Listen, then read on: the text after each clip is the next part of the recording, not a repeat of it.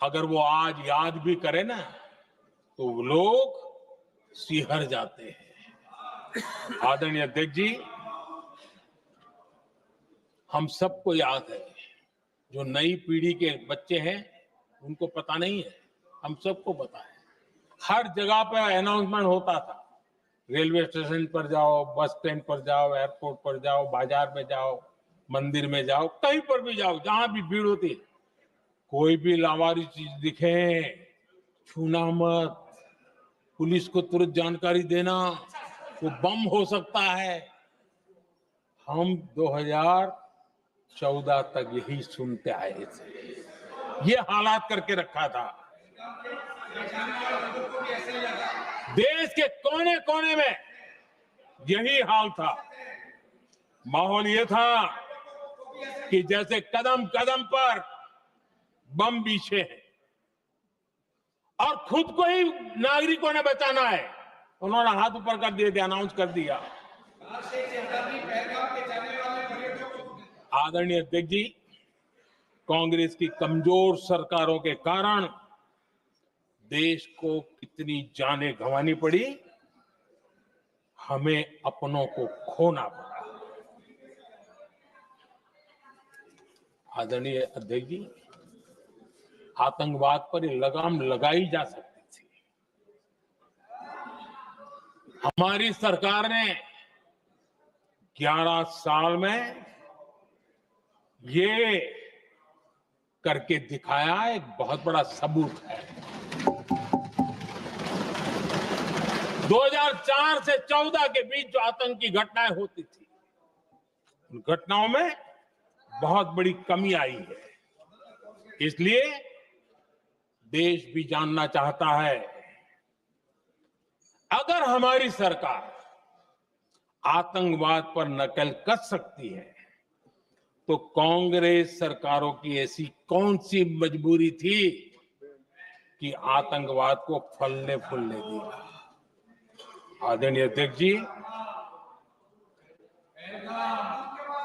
कांग्रेस के राज में आतंकवाद अगर फला फूला है, उसका एक बड़ा कारण इनकी तुष्टीकरण की राजनीति है,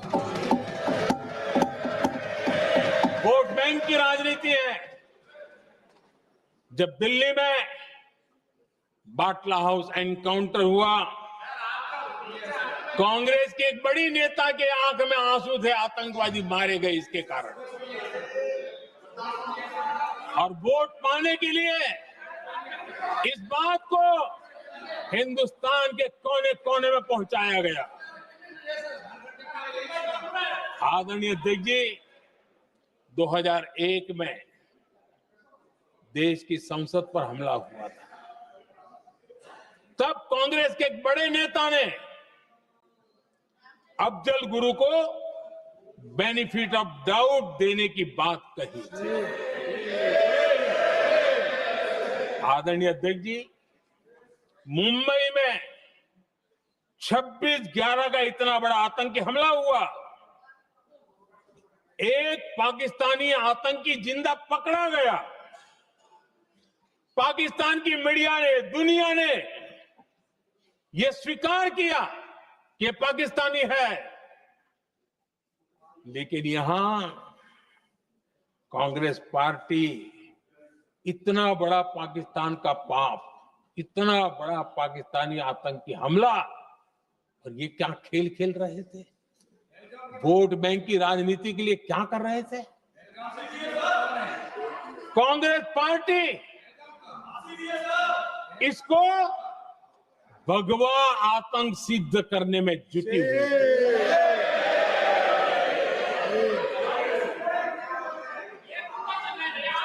कांग्रेस दुनिया को हिंदू आतंकवाद की छड़ी बेचने में लगी हुई थी। कांग्रेस के एक नेता ने अमेरिका के बड़े राजनयिक को यहां तक कह दिया था कि लश्कर-ए तोयबा से भी बड़ा खतरा भारत के हिंदू ग्रुप है। यह कहा गया था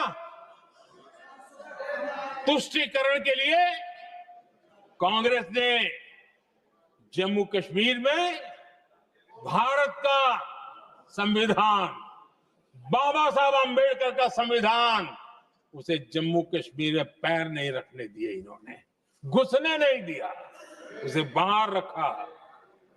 तुष्टीकरण और वोट बैंक की राजनीति के लिए कांग्रेस हमेशा देश की सुरक्षा को बलि चढ़ाती रही। आदरणीय अध्यक्ष जी,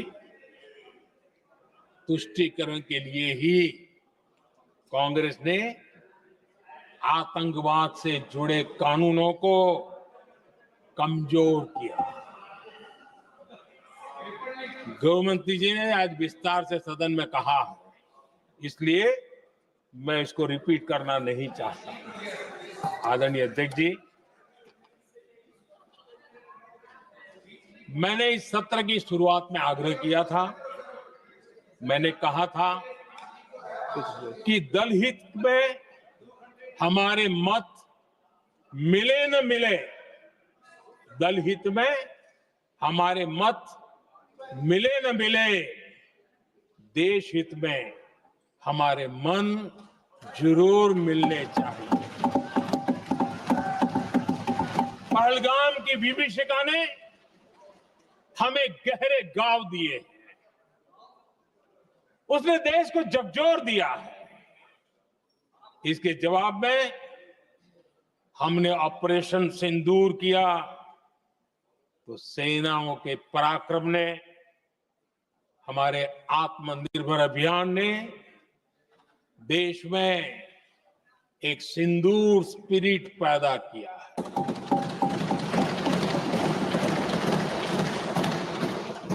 ये सिंदूर स्पिरिट हमने तब भी देखी जब दुनिया भर में हमारे प्रतिनिधि मंडल भारत की बात बताने गए। मैं उन सभी साथियों को बहुत बहुत बधाई देता हूं। आपने बहुत ही प्रभावी ढंग से भारत की बात डंके की चोट पर दुनिया के सामने रखी। लेकिन मुझे दुख इस बात का है, हैरानी भी है, जो खुद को कांग्रेस के बड़े नेता समझते हैं, उनके पेट में दर्द हो रहा है कि भारत का पक्ष दुनिया के सामने क्यों रखा गया। शायद कुछ नेताओं को सदन में बोलने पर भी पाबंदी लगा दी गई है। आदरणीय अध्यक्ष जी, इस मानसिकता से बाहर निकलने की जरूरत है। कुछ पंक्तियां मेरे मन में आती हैं, मैं अपने भाव व्यक्त करना चाहता हूं। आदरणीय अध्यक्ष जी, करो चर्चा और इतनी करो, करो चर्चा और इतनी करो कि दुश्मन दहशत से दहल उठे, दुश्मन दहशत से दहल उठे। रहे ध्यान बस इतना ही, रहे ध्यान बस इतना ही, मान सिंदूर और सेना का प्रश्नों में भी अटल रहे।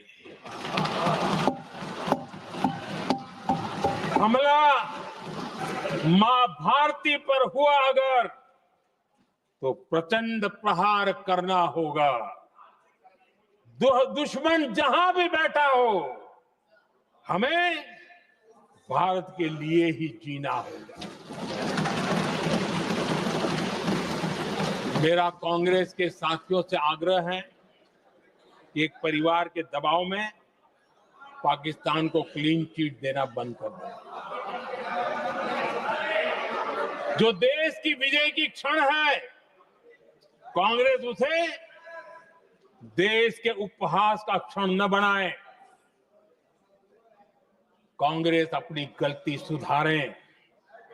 मैं आज सदन में फिर स्पष्ट करना चाहता हूं, अब भारत आतंक की नर्सरी में ही आतंकियों को मिट्टी में मिलाएगा।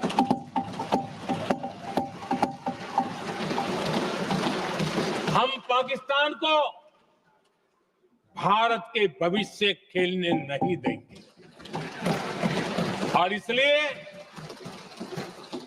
ऑपरेशन सिंदूर खत्म नहीं हुआ है, ऑपरेशन सिंदूर जारी है। और ये पाकिस्तान के लिए भी नोटिस है, वो जब तक भारत के खिलाफ आतंक का रास्ता रोकेगा नहीं, तब तक भारत एक्शन लेता रहे।